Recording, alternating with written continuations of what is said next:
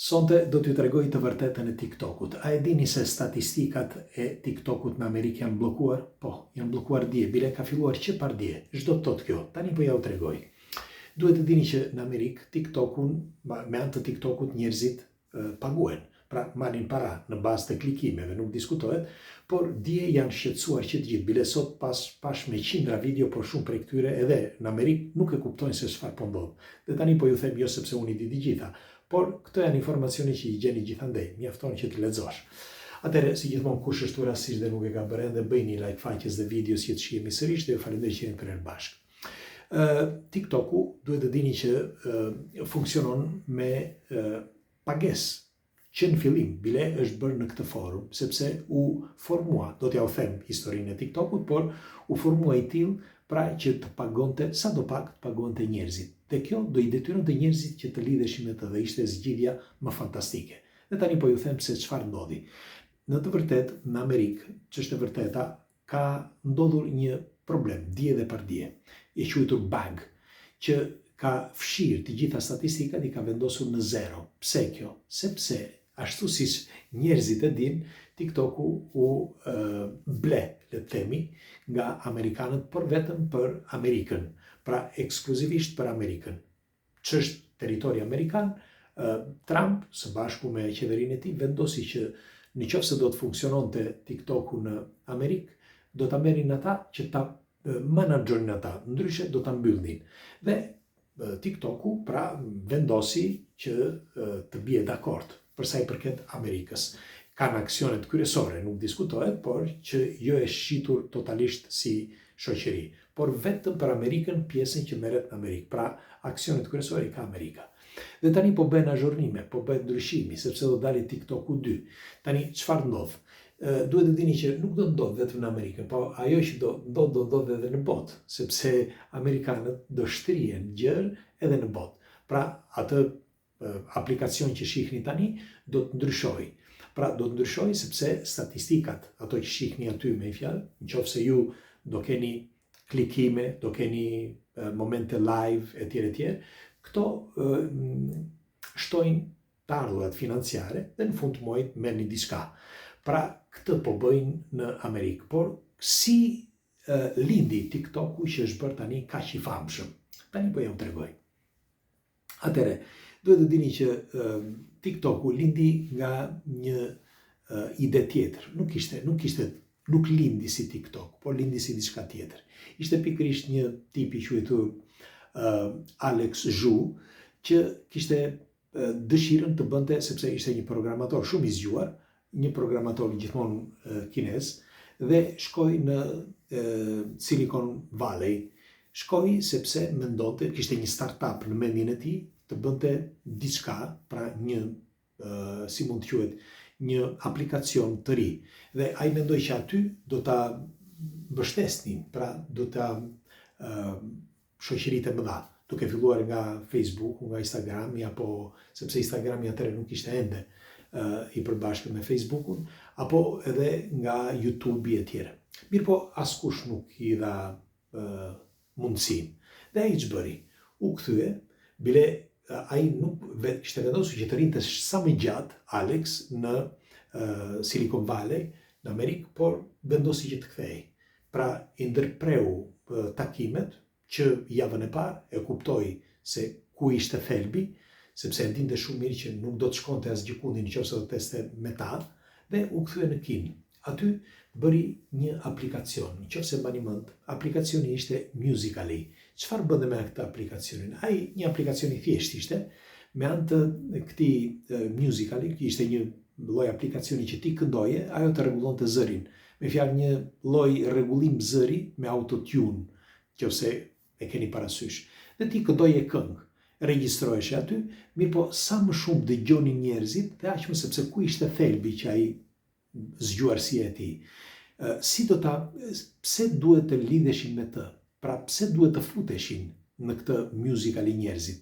Dhe ai bëri zgjidhjen e duhur. Tha, unë do t'i pagoj këta njerëz. Por çfarë bënte ai? Sepse gjatë kohës zgjatjes që rinin njerëzit aty, ajo përcaktonte edhe vlerën e komplekse të aplikacionit. Kjo ishte gjenia e tij. Dhe ai pra bëri që njerëzit sa më shumë rrinë aty, aq më të ardhua mirë. Ishin qindarka, nuk ishin kushtet se çfarë, por ishte geniale ajo gjetje. Dhe çfarë bëri? Me kalimin e kohës, në një kohë shumë të shkurtër, brenda 6 muajve, u shkarkua 600.000 herë një gjë e tillë. Dhe ishte një sukses i madh, sepse nuk ishte, flasim për 2014-ën, dhe brenda një viti, mos gaboj, e shkarkuan 1 milion njerëz. Normal që ne kemi bëhet fjalë për Amerikën, për Kinën, dhe Kina nuk është si Amerika.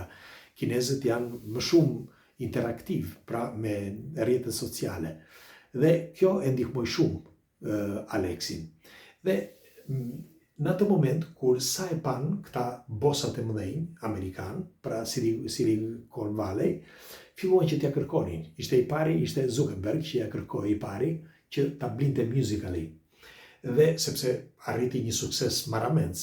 Mirë po, çfarë bëri një tip tjetër që kishte një shoqëri që merrej gjithmonë me marketing dhe me këto, ishte shumë i fortë në atë kohë, ky Zhang Yiming.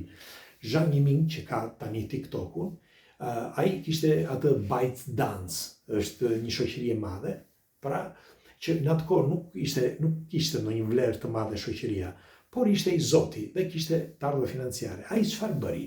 Gjeti mënyrën, si thuhet tani që ja dha shteti kinez, por ne nuk e dim se ai është nga Singapori, gjeti mënyrën dhe gjeti $100 milion dhe investoi tek Musical.ly. Dhe çfarë bëri? I investoi, ja dha direkt atij, direkt në bank, pra me anë të dokumentave, që ky Alex Zhu mos të bënte asnjë lëvizje tjetër. Dhe në fakt Alex nuk u kthye më në Amerikë. Dhe mbeti aty sepse nuk mund të bënte dot asnjë lëvizje, kishte firmosur ndërkohë. Merreni me mend që Musical.ly kushtoi parafërsisht rreth $100 milion, por ai Alex Zhu u bë pishmend 100 herë. Sepse çfarë ndodhi në atë kohë? Ai ndose ishte me një shokun e tij, pasi e shitën, sepse shitën të drejtat në vitin 2018 dhe u krijua TikToku. Në fakt, TikToku nuk quhej kështu në fillim. Me fjalë për vendasit, nuk quhej TikTok, por quhej Douyin. Dhe ekziston akoma ky Douyin. Dhe për botën do të ishte TikTok. Dhe u krijua në një forum që të kishin nën kontroll për të drejtat, për informacionet që merren nga utenti, si thonë, nga users. Pra, mailet, numrat e telefonit që janë tepër të rëndësishme. Dhe flasim për miliarda këtu. Dhe sipas të dhënave u duhesh kinezëve. Pra, vetë shteti kinez, me anë të shërbimeve sekrete, mendohet që bëri këtë lëvizje, ne nuk e dim tani, por janë teori konspirative. Këto, dhe thuhet që ndaj u shpenzuan aq para për ta mbajtur në Kinë që të bëni një kontroll global. Në fakt, në fillim nuk quhej, siç u thash, quhej Musical.ly, por u bë pastaj TikToku për mbar botën. Dhe TikToku pati një shans, si mund të themi, në vitin 2020, sepse më përpara kishte disa 300.000, 400.000 downloader, jo më shumë, me fjalë njerëz që e kishin shkarkuar.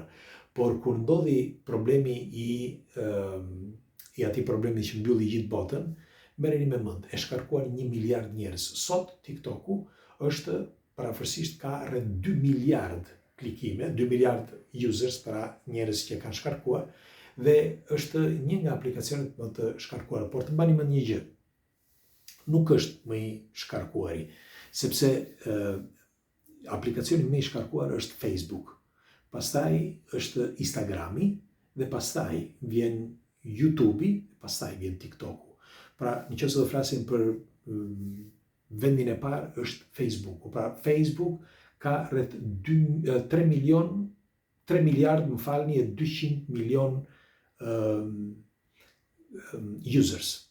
3 miliard e ca, me një fjalë, kurse në vendin e dytë është Instagrami me 3 miliard, pastaj është YouTube-i me 2 miliard e gjysmë, dhe pastaj është TikToku me 2 miliard.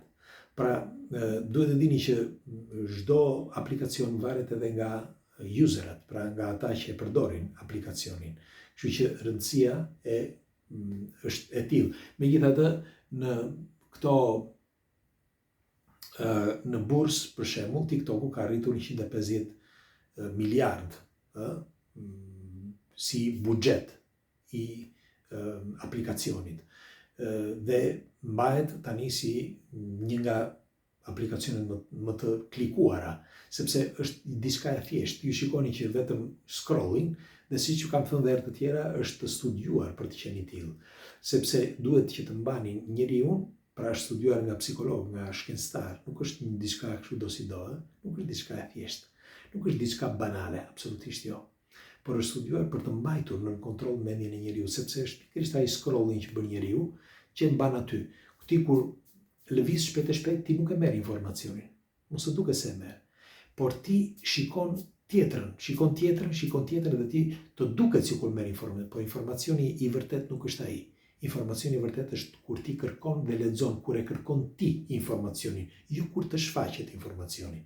Pra, mendohet që TikToku është krijuar pikërisht për këtë, pra është krijuar për të mbajtur në kontroll mendjen e njeriu. Megjithatë, këto janë teori konspirative, unë do të dëshiroj një komentin tuaj dhe ju përqafoj.